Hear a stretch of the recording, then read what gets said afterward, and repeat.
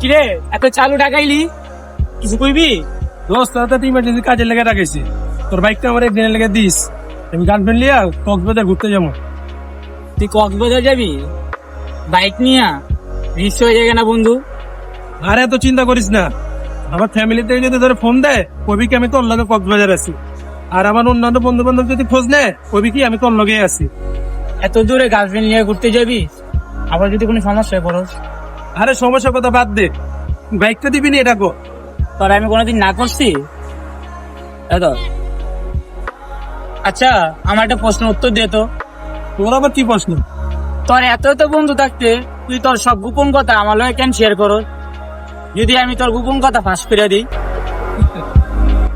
তোর প্রশ্নের উত্তর দেমু, তুই আগে আমার একটা প্রশ্নের উত্তর দে।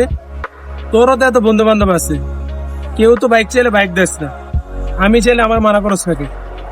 দেখ, অনেক অনেক বন্ধু থাকলেও তোর প্রতি আমার একটা অন্যরকমের ভালোবাসার বিশ্বাস আছে, ওইটা কখনো অন্য কেউ উপরে আসবো না। রাইট, আমারও হাজার হাজার বন্ধু থাকতেও তোর উপর যে বিশ্বাসটা কাজ করে সেটা অন্য কোনো বন্ধুর উপর কাজ করে না।